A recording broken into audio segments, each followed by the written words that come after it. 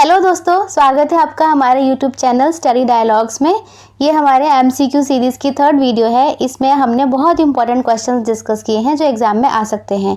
इन videos से आपकी revision तो होगी ही, साथ ही आपको बहुत कुछ नया सीखने को मिलेगा। इसलिए आप हमारे चैनल को सब्सक्राइब करें, जिससे कि हमारे आने वाली नई वीडियोज़ का नोटिफिकेशन आपको ईजीली मिल जाए। चलिए, और क्वेश्चन डिस्कस करने से पहले आप लोग पेन और कॉपी लेके बैठ जाएं, क्योंकि हम लोग बहुत इंपॉर्टेंट फैक्ट्स एंड स्टेटमेंट्स को डिस्कस करने वाले हैं, जो कि यूपीएससी, पीसीएस या ऐसे किसी भी एग्जाम में आने की बहुत ज़्यादा पॉसिबिलिटी रहती है। चलिए स्टार्ट करते हैं फर्स्ट क्वेश्चन से। पहला क्वेश्चन है, with reference to the Aditya L1 mission which of the following statements are correct. इसमें पॉइंट टू बी नोटेड, पहली बात तो करेक्ट पूछा है, ठीक है। पहला ऑप्शन है, Aditya L1 will be placed in halo orbit around the Lagrange point 2 of the sun earth system. Second है, spacecraft will observe the sun continuously without any occultation और एक्लिप्सिस। ऑप्शन सी है, it carries 5 payloads to observe the sun's photosphere, chromosphere and corona. It is fourth option है, it is India's second lunar mission. चलिए, इसका correct answer है, spacecraft will observe the sun continuously without any occultation और eclipses. अब ये सही answer क्यों है, बाकी प्रॉब्लम में क्यों है, अब ये देखते हैं। तो पहला है, Aditya L1 will be placed in halo orbit around the Lagrange point 2। अब देखो, इसके नाम में ही इसका आंसर छिपा हुआ है, आदित्य L1 मिशन मतलब लैग्रेंज पॉइंट 1। यहाँ 2 दे रखा है तो ये गलत हो गया, यहाँ पर 1 आएगा, तो ये हमारा ये ऑप्शन गलत हो गया। सेकंड मैंने ठीक बताया है, इसे भी डिस्कस करेंगे। इट कैरीज 5 पेलोड्स, 5 नहीं लेके जा रहा, ये 7 पेलोड्स लेकर जा रहा है, ठीक है, क्योंकि वहाँ पे इतने सारे पेलोड्स होंगे, साथ इसमें वो सन के एटमॉस्फेयर को, सोलर मैग्नेटिक स्टॉर्म्स वगैरह को, कि उनका जो सोलर मैग्नेटिक स्टॉर्म्स जो होते हैं उनका अर्थ पर क्या इफेक्ट पड़ता है, अर्थ के कम्युनिकेशन पर या एनवायरनमेंट पे क्या असर पड़ता है, तो ये वो स्टडी करेगा। तो 7 पेलोड्स हैं, और ये इंडिया का सेकेंड नहीं है, ये इंडिया का फर्स्ट सोलर मिशन है, ठीक है। अब ये सही क्यों है ये देखते हैं। Spacecraft will observe the sun continuously without any occultation और एक्लिप्सिस। इसको यहाँ समझते हैं। देखिए, जैसे कि ये अगर ये सन है और ये अर्थ है, ठीक है, तो लैग्रेंज पॉइंट 5 पॉइंट है, ये L1 है, L2 है, L3 है, L4 और L5। अब यहाँ पर ये वो पॉइंट है, सॉरी, ये L4 है और ये L5 है, ये L4 है ऊपर वाला, ठीक है। अब ये L1 है।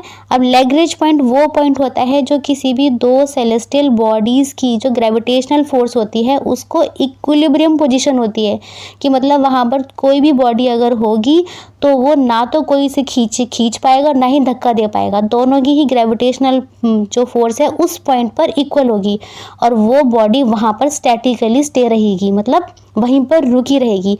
तो इसीलिए हमने अपना सैटेलाइट भी L1 पॉइंट पर भेजा है, जो कि इक्विलिब्रियम पोजीशन पर है।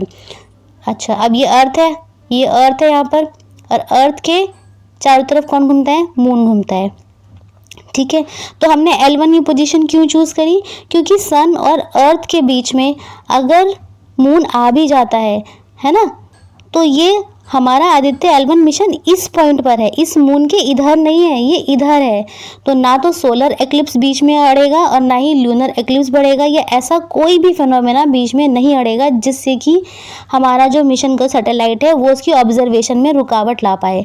तो कोई रुकावट नहीं आएगी, ये कॉन्टिन्यूसली इसको ऑब्जर्व कर पाएगा, इसीलिए L1 पोजीशन पर चूज़ किया गया है। तो मैं आशा करती हूँ आपको ये समझ आ गया होगा, ठीक है। तो इसका ऑप्शन ये वाला है, क्या लिखा है, स्पेस क्राफ्ट। हमारा जो स्पेस क्राफ्ट है वो सन को कॉन्टिन्यूअसली ऑब्जर्व कर पाएगा, ये बिल्कुल करेक्ट स्टेटमेंट है। ये यूपीएससी में पूछे जाने वाले क्वेश्चन है और ऐसी ही स्टेटमेंट भी पूछी जाती हैं। चलिए नेक्स्ट क्वेश्चन करते हैं। और हाँ, पहले आप कोई भी क्वेश्चन को अटैम्प्ट करने से पहले खुद करिए, उसके बाद इसका एक्सप्लेनेशन सुनिए। अब है सेकंड क्वेश्चन। सेकंड क्वेश्चन है कि how many of the following mention countries comprise the horn of Africa. अब हॉर्न ऑफ अफ्रीका क्या होता है, ये देखिए, अगर अफ्रीकन कॉन्टिनेंट आपने देखा होगा मैप्स वगैरह में, है ना, तो यहाँ पर इस तरह से यहाँ पर एक हॉर्न की तरह में शेप निकली हुई है, उसको हम हॉर्न ऑफ अफ्रीका बोलते हैं। और यहाँ पर कुछ कंट्रीज़ हैं जो कि उस हॉर्न को बनाती हैं, जैसे कि इधर की तरफ है। मैं तो पहले एक्सप्लेनेशन बोल दिया, चलो पहले अब बताते हैं कौन से ऑप्शन है। पहला ऑप्शन है Djibouti, Somalia, Ethiopia, Eritrea. Second है Mozambique, Somalia, Ethiopia, Algeria. Kenya, Ethiopia, Sudan, Somalia, Djibouti, Mozambique, Sudan और इजिप्ट। अब देखो ये पहला ही ऑप्शन इसका सही आंसर है, जिबूती, सोमालिया, इथोपिया, एरिट्रिया। इधर की तरफ जिबूती पड़ता है, इसको जिबूती बोलते हैं, डी इसमें साइलेंट रहता है, ठीक है। यहाँ जिबूती पड़ता है, यहाँ पर ये वाला पूरा एरिया, ये वाला, ये सोमालिया का पड़ता है। इधर की तरफ इथोपिया, यहाँ एरिट्रिया, और ये जो यहाँ पर बचा ये इथोपिया। ये सारे के सारे मिलकर इस हॉर्न को बनाते हैं, मतलब ये जो हॉर्न शेप है इन कंट्रीज़ के होने से आ रही है। ये याद कर लेना है आपको, ये एग्ज़ाम में पूछा जाने वाला बहुत इंपॉर्टेंट क्वेश्चन है। ये कई बार पूछा जा चुका है और आगे भी पूछा जाएगा। अब मोजाम्बिक यहाँ नहीं है ना, तो ये उस हॉर्न में नहीं बनाता। ओके, तो मोजाम्बिक किधर की तरफ है, मोजाम्बिक इधर की तरफ है, यहाँ तो ये हॉर्न नहीं है, तो ये ऑप्शन कट गया।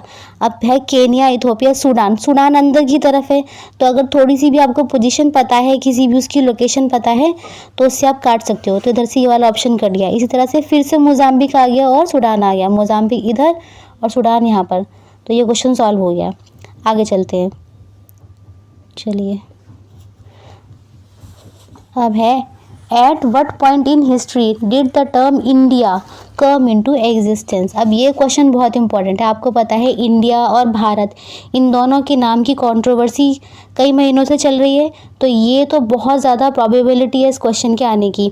अब यहाँ पर पूछा गया है कि इंडिया जो है, वट पॉइंट इन हिस्ट्री में टर्म इंडिया कब आई थी।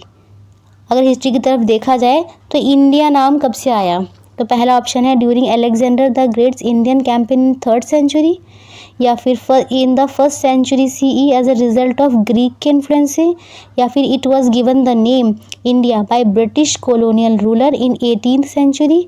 फोर्थ ऑप्शन है around the 5th century BCE Greeks label the region beyond the Indus as India. अब आपने सॉल्व कर लिया होगा।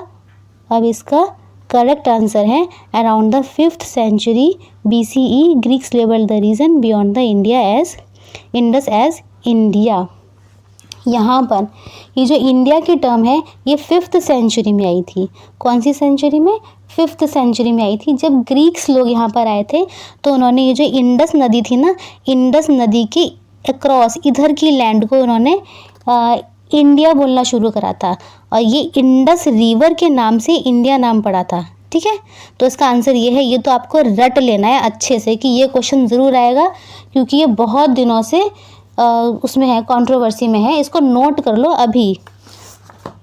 चलिए नेक्स्ट क्वेश्चन करते हैं। नेक्स्ट क्वेश्चन है which of the following is the most common element in universe, hydrogen, oxygen, nitrogen या फिर कार्बन। अच्छा, अब इसका सही आंसर है हाइड्रोजन। हाइड्रोजन है इसका सही आंसर, ठीक है। अब यहाँ पर ये यूनिवर्स की बात हो रही है। पहली बात ये पॉइंट टू बी नोटेड कि यूनिवर्स की बात हो रही है, और इसमें क्या पूछा है, मोस्ट कॉमन एलिमेंट पूछा है। ये हमें ध्यान देना है, मोस्ट कॉमन एलिमेंट। अच्छा, अब अगर हम देखें, अगर हम यूनिवर्स मतलब ब्रह्मांड को अगर हम देखें, तो ब्रह्मांड में बहुत सारे स्टार्स होते हैं, है ना। ये तो सभी ने ऑब्जर्व किया होगा और पढ़ा भी होगा कि स्टार्स हैं, प्लैनेट्स हैं, एस्ट्रॉइड्स हैं, ठीक है। अब उनमें से हमारा सन, ये मोटा मोटा है जो आपको पता होना चाहिए कि हमारा जो सन है वो एक स्टार है ना। सन एक स्टार है, तो सन में न्यूक्लियर फ्यूज़न के होने की 2 हाइड्रोजन एटम मिलते हैं और 1 हीलियम बनता है। तो अगर हम सिर्फ इतनी ही नॉलेज से भी अंदाज़ा लगाए ना कि 2 हाइड्रोजन से मिलकर फिर 1 हीलियम बन गया, तो भी हम इसको कर पाएंगे, क्योंकि हमारे यूनिवर्स में बहुत सारे स्टार्स हैं।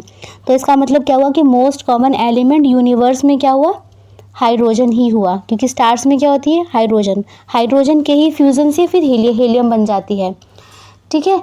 इसमें ये बहुत कन्फ्यूज़न रहता है। अभी इसमें एक बहुत कन्फ्यूज़न का हम बताएंगे। ये यूनिवर्स की बात है, अभी प्लैनेट की बात नहीं है। अभी आगे देखो, ये बहुत इंपॉर्टेंट क्वेश्चन है, इसको अच्छे से समझना। अगर अर्थ क्रस्ट की बात करें, जैसे कि मानिए ये अर्थ है, ठीक है, अगर मैं पूरी अर्थ को एक ऑरेंज से कंपेयर करूं, ठीक है, तो अर्थ की क्रस्ट मतलब उसकी आउटर लेयर, और ऑरेंज का छिलका मतलब वो ये उसका आउटर लेयर हो गया, ठीक है।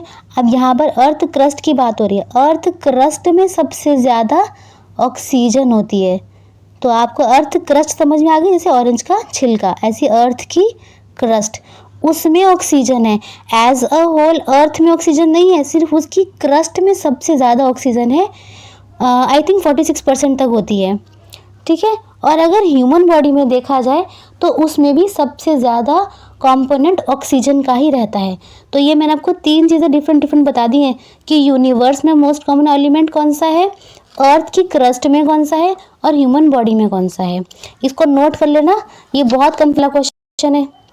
चलो नेक्स्ट पढ़ते हैं, क्वेश्चन नंबर 5 में है, which of the following vitamin is known as ergocalciferol? Vitamin D2, D, vitamin B12, vitamin B6। बताइए इसका आंसर क्या है। चलिए इसका आंसर है विटामिन D2, ठीक है। अब देखो विटामिन डी के 2 फॉर्म होते हैं, एक होता है एर्गोकोल्सिफेरॉल, एक है D2 और एक है D3। तो D2 वाले को बोलते हैं एर्गोकोल्सिफेरॉल और D3 वाले को बोलते हैं कोलेकैल्सिफेरॉल। ये भी बहुत कन्फ्यूज़न वाला क्वेश्चन है, इसलिए मैंने बता दिया है कि विटामिन डी की 2 फॉर्म होती हैं, एक D2 होती है, एक D3 होती है, ठीक है। तो एर्गोकोल्सिफेरॉल D2 को बोलते हैं। ये कई बार पूछ लेते हैं कि कोलेकैल्सिफेरॉल है या एर्गोकोल्सिफेरॉल है। अब विटामिन डी, अगर सिर्फ डी आ रहा है तो उसको कैल्सिफेरॉल बोलेंगे। ये बॉडी में स्किन में बनता है, पता होगा आपको। अब है विटामिन B12 जिसको कोबालामाइन बोलते हैं, इसके अंदर कोबाल्ट होता है। अब है विटामिन B6 को पायरिडॉक्सिन बोलते हैं। ये इनके साइंटिफिक नेम्स हैं, ये आपको सबके याद होने चाहिए वैसे। चलिए ये हो गया आपको याद। नेक्स्ट क्वेश्चन पे चलते हैं। Which of the following set of condition is necessary for good cultivation of wheat? अब यहाँ wheat की बात हो रही है, wheat मतलब गेहूँ। इसमें से कौन सी conditions जो हैं वो wheat के cultivation मतलब wheat को उगाने के लिए बहुत necessary हैं। तो ऑप्शन ए है मॉडरेट टेम्परेचर मॉडरेट रेनफॉल, या हाई टेम्परेचर या heavy rainfall, high temperature and moderate rainfall, या low temperature and low rainfall. चलिए आपने सॉल्व कर लिया होगा। इसका सही आंसर है moderate temperature and moderate rainfall. अच्छा, अब वीट जो है आपको पता होगा वीट क्या है।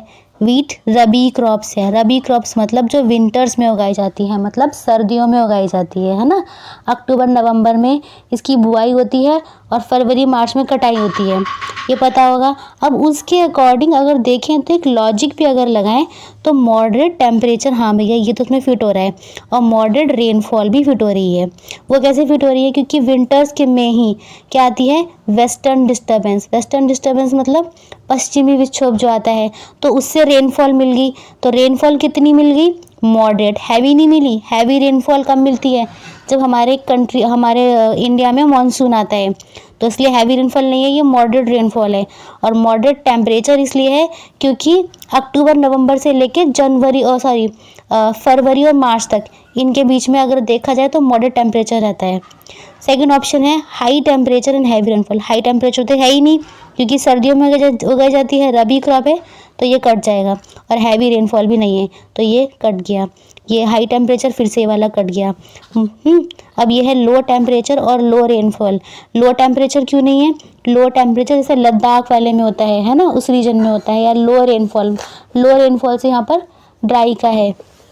अच्छा, इसको हम ऐसे भी समझ सकते हैं कि वीट एक रबी क्रॉप है, जैसे कि फरवरी मार्च में होली आती है, मोस्टली वैसे मार्च में आती है, और उसी टाइम पर इसकी कटाई भी होती है। तो उस टाइम पर हमारे यहाँ पे क्या है, कस्टम क्या है हमारे यहाँ का, कि हम जो गेहूं की जो बाल होती है ना, उसकी पूजा वगैरह होती है, उसको होलिका वगैरह में चढ़ाया जाता है। तो हम इससे भी याद रख सकते हैं कि उस टाइम पर क्या होता है, मॉडरेट टेम्परेचर होता है ना। और सर्दियों के बाद ही आती है, विंटर्स के बाद ही तो आती है, और मॉडरेट टेम्परेचर रहता है, मॉडरेट रेनफॉल जब तक हमारा वेस्टर्न डिस्टर्बेंस भी रहता है।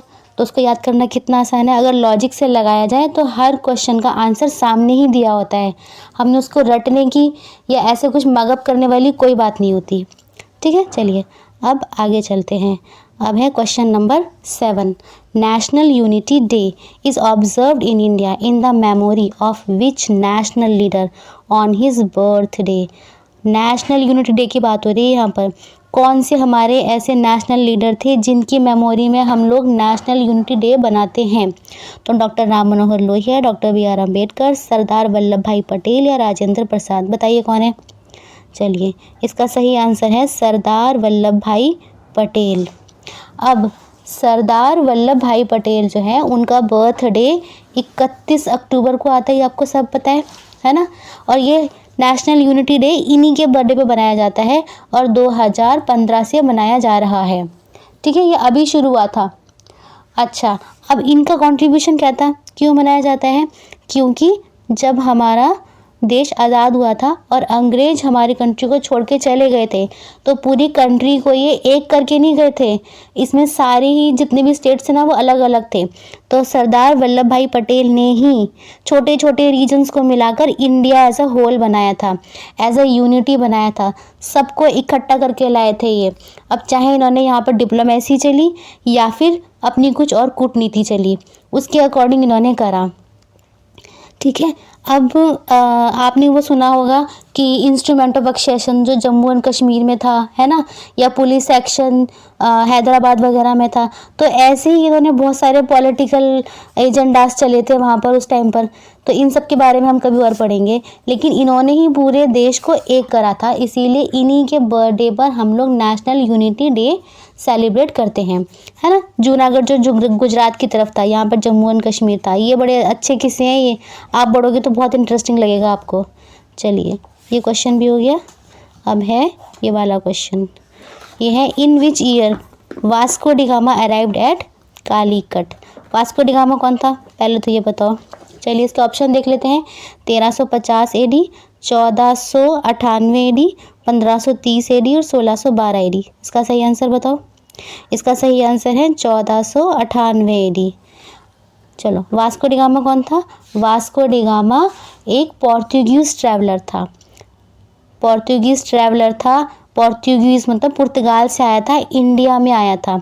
इसने सी रूट की डिस्कवरी करी थी, सी रूट की, कि पुर्तगाल से लेकर इंडिया तक का सी रूट इसने देखा था। फिर वही सी रूट इतना ज़्यादा फेमस ट्रेड रूट बन गया कि बाद में यहाँ पर बहुत सारे लोग व्यापार करने आने लगे। ठीक है, ये सबसे पहली बार कालीकट में आया था। यहाँ पर एक जैमुरीन नाम का व्यापारी था, उसने उसका वेलकम करा था। ठीक, अच्छा, अब ये व्यापार करने लगे हमारे देश से। ये लोग काली मिर्च वगैरह होती है ना, काली मिर्च हो गई और जो स्पाइसेस होते हैं, ये उनका ट्रेड करके ले जाया करते थे और अपने यहाँ पर बहुत ज़्यादा प्रॉफिट में बेचते थे। 60 गुना या 64 गुना इस तरह से बेचते थे, तो इन्हें बहुत फ़ायदा होता था। तो इसी चीज़ का धीरे धीरे इन लोगों लालच जो है वो इंडिया की तरफ खींच कर लाया और इसी के परिणाम स्वरूप धीरे धीरे हमारे देश को कब्जा करने की नींव पड़ने लगी। ठीक है, तो अभी इतना ही समझ लेते हैं, जब कभी और आगे कोई और टॉपिक आएगा तो उसको हम अच्छे समझेंगे हिस्ट्री में। तो अभी हमने कितने क्वेश्चंस करे हैं? 8 क्वेश्चन करे हैं। मुझे लगता है कि आपको अच्छे समझ में आ चुके होंगे, है ना। L1 हमने पढ़ लिया कि L1 क्या है, आपको इसकी नॉलेज भी हो गई, आपको हॉर्न ऑफ अफ्रीका की नॉलेज हो गई, काफ़ी नॉलेज हो गई, है ना, कि इंडिया का नाम कहाँ से आई, तो बहुत ही इंपॉर्टेंट क्वेश्चन है। और यूनिवर्स और अर्थ में कि अगर कंफ्यूजन ना हो आपको, है ना, विटामिन्स वगैरह के बारे में। तो अभी हम मिलते हैं अपनी नेक्स्ट वीडियो में। अच्छा, अगर आपको इन क्वेश्चंस में से कोई भी किसी भी टॉपिक में आपको अगर डाउट है तो हमें कमेंट करें और हमसे पूछें, हम आपको ज़रूर इसका आंसर देंगे। तो फिर चलिए, अब मिलते हैं नेक्स्ट वीडियो में। हमारी वीडियो को लाइक करें और हमारी इस वीडियो को अपने फ्रेंड्स के साथ शेयर करें। Happy learning.